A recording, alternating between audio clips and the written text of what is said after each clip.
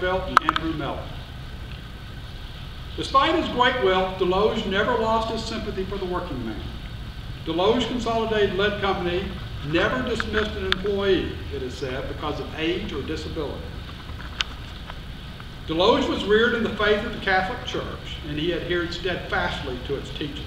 He was very public-minded, serving as Washington County Treasurer in 1870 to 1872, and also serving as public school director in both Washington and St. Francis counties. The estate donated $1 million for the construction of a new hospital at Slough, and Lydia, his wife, added $100,000 to build the chapel. The chapel was modeled on a chapel in Paris, and Firmin and Lydia are buried in Calvary Cemetery, St. Louis. In June 1931, the cornerstone was laid for the new Firmin Desloge Hospital to be built at 1315 South Grand Boulevard. Archbishop, at the time, later Cardinal John Glennon, presided at the ceremony. On the cornerstone, this was inscribed: "To honor Christ our King upon the cross, to bring health to the afflicted, light to those in ignorance, and charity to all, this stone is laid in deathless memory of Firmin Desloge by St. Louis University and the Sisters of St. Mary." 2.5 years later, in November 1923, the new hospital and chapel were dedicated to the progress of science and to the art of medicine, to the promotion of education, to the great cause of charity, and to the service of God. The chapel's stained glass windows depict the history of Jesuits in North America. Has anybody been in that chapel? Because I haven't, and I'd love to go. The 13-story, some place say 15 stories. I'm not sure, maybe they're counting the basement, but anyway, 13 to 15 stories. It was built in the modern Gothic Revival style, crowned with a steep French roof.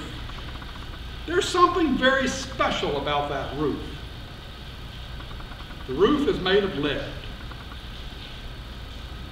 and the lead is covered in copper.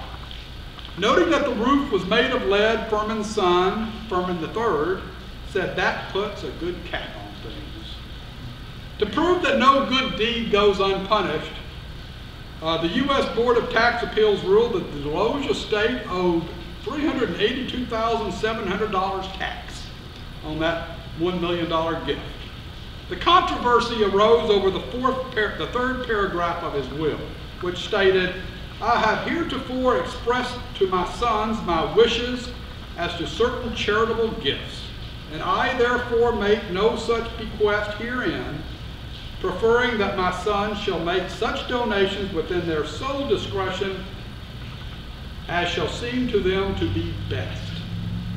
The St. Louis probate court had approved the transfer of $1 million from the estate to Slough and had deducted it from the value of the estate. However, the appeals court ruled that the will made no specific bequest to a charitable institution, but bequeathed everything to his wife and sons, and thus taxes were due.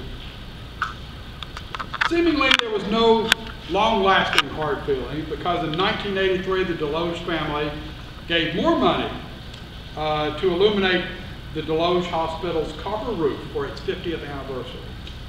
Great-grandson Christopher Desloge remains active in the effort to preserve the hospital. The Desloge family has been very generous to the people of Missouri.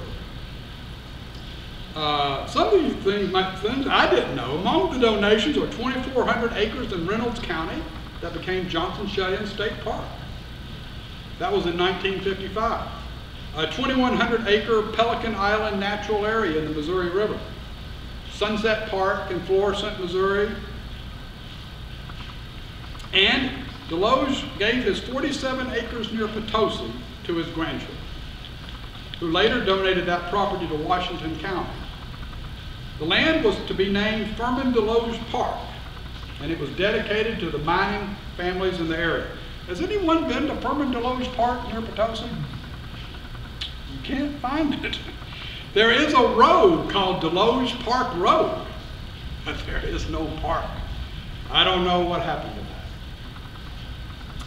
that. Desloge family businesses include Watlow Electric, low wattage, Kill-Arc Electric, it kills the arc, Minerva Oil, Park and Fly, which was near St. Louis Airport, Valley Forge Corporation, and there are family connections to Lou Foose Auto Dealer because one of his sisters married into the Foose family, or Foose is it.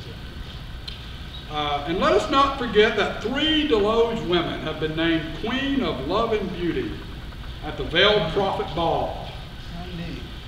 A debutante ball held every December in St. Louis. That one was Miss Catherine Falk Desloge in 2013. God, honor, strength, the Desloge family motto. Thank you for allowing me to share some of their story with you. Are there any questions? You want to get the lights turned? Yeah, somebody know where the lights turn on?